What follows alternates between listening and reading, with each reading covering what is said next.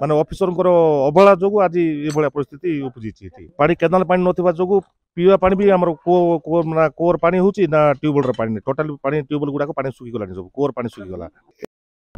3 वर्ष हैला केनाल रे आसु नाही डैम पानी श्रमदान करी केनाल सफा कले ग्रामवासी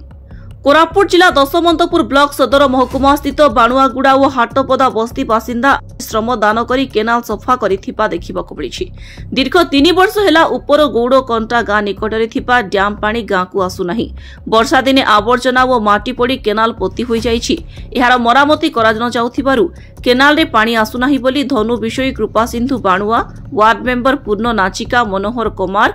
भिपी कुमार प्रमुख प्रकाश करिसेंती। सेमाने कहिसेंती जे 1980 मसीहारे उक्त गारे क्षुद्र जलसेचन विभाग पक्षरु डैम निर्माण करागला। एही डैम पानी को दशमंतपुर बाणुआगुड़ा गौड़कंटा कलाटीगुड़ा प्रभृति ग्रामवासी कृषि कार्य करिबा लक्ष्य नै निर्माण करागला। हेले ताहा लक्ष्यहीन होईछि। चाषीर खेतकु पानी मिलु नाही जहा फलरे एही पानी उपरे निर्भरशील चाषी नाही नथिबा असुविधार सम्मुखीन होउथिबा कुहा जाउछि। सेमाने कहिसेंती जे प्रत्येक चाषी ठारू जलकर आदाय होछि किंतु आजकु 3 वर्ष हैला केनाल रे पानी आसु नाही जहा फलरे चाषी माने बहु असुविधा भोगुथिबा कुहा जाउछि। मोर नाम होछि धनु विषय दशमंतपुर हाटपदा बाणुआगुड़ा एटा कॉन्ट्रैक्ट काम नै आके एटा होछि हमरो गाँ वाला समस्त मिलीमिशी जेहेतु पानी बहुत अभाव रहा मार्च मास आरंभ हो माने केनाल रे टोटाली माटी अलिया मलिया पड़ीना आज दीर्घ वर्ष पड़ रही आर माने तदारख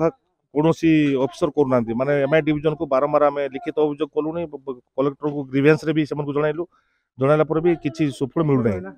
जेहेतु बाध्य चाष बास आम रवि चाष ये हम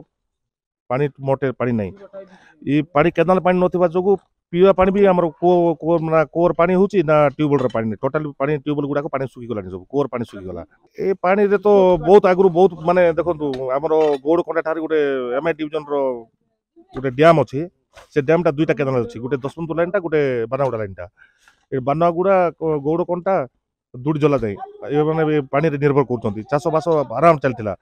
माने ऑफिसर अवहेला जोगु आज ये भलिया परिस्थिति उपजी माने केनाल मरामती हो जो माने जो कॉन्ट्रैक्ट काम आसुची कॉन्ट्रैक्टर काम तार काम कर पलाउची जेई आसी देखु नै एई आसी देखु नै काम जोटी काम ठीक से हेई पारने जो जगह हेबा कथा एबे सीमेंट काम गुड चलची माने जोटी पड़े नाळ बगिना अछि से भांगी जाईची से जगह रे सीमेंट काम ही नै अन्य जगह रे सीमेंट काम हेची मु एसी को भी जो माने कलेक्टर आदेश देले जे जो देखि साइड देखि जिवो कलेक्टर कहबारु हमर एसी मैडम थिले आ जेई थिले संगरे मु नै को साइड देखाइली हेले भी से माने कर्णपात नहीं से आसुना देखुना आगामी जो पानी जो सप्ताह भर जो पानी फानी ब्लॉक घेराव करबू ना जिला पानी द्वारस्थ हबू कृपा सिंधु बाणुआगुड़ा एटा कुली काम नहीं परिश्रम आमर श्रमदान काली शुक्रवार थिला बहुत लोग हैरान हेले आमर ट्यूबवेल बोलिकी पानी अभाव बोलिकी हाटटा थिला ना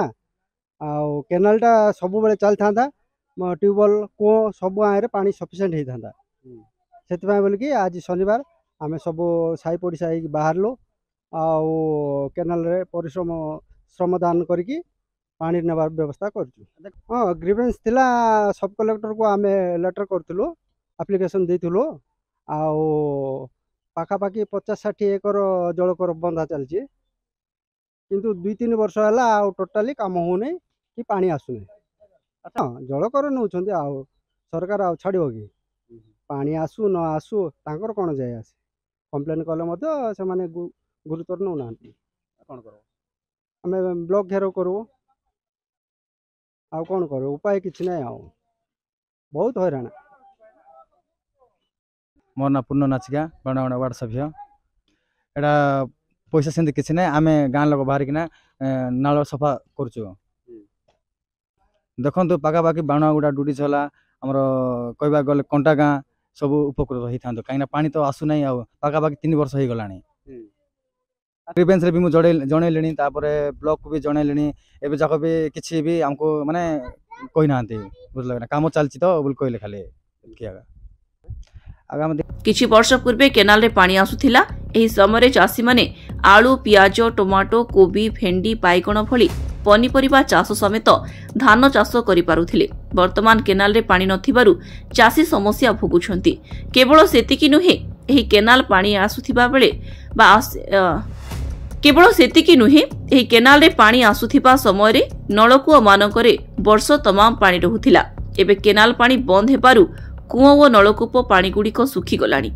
ଖରା ବଢ଼ିବା ସହ ଜଳକଷ୍ଟ ମଧ୍ୟ ଦେଖାଦେଲାଣି। ତେଣୁ ତୁରନ୍ତ ଜିଲ୍ଲା ପ୍ରଶାସନ ଦୃଷ୍ଟି ଆକର୍ଷଣ କରି ଡ୍ୟାମ୍ରୁ ଗାଁକୁ ପାଣି ଯୋଗାଇ ଦେବାକୁ ନିବେଦନ କରିଛନ୍ତି। ଏ ସମ୍ପର୍କରେ ବିଭାଗୀୟ କନିଷ୍ଠ ଯନ୍ତ୍ରୀ ରାମଚନ୍ଦ୍ର ମୁର୍ମୁଙ୍କୁ ଯୋଗାଯୋଗ କରିଥିଲୁ। ଫୋନ୍ ନ ଲାଗିବା ଦ୍ୱାରା ପ୍ରତିକ୍ରିୟା ମିଳିପାରି ନାହିଁ। ଅନ୍ୟପଟେ ଡ୍ୟାମ୍ ପାଣି ଚାଷୀ କ୍ଷେତକୁ ଯୋଗାଇବାର ବ୍ୟବସ୍ଥା ନ କଲେ ଜିଲ୍ଲାପାଳଙ୍କ ଦ୍ୱାରସ୍ଥ ହେବେ ବୋଲି ଚେତାବନୀ ଦେଇଛନ୍ତି।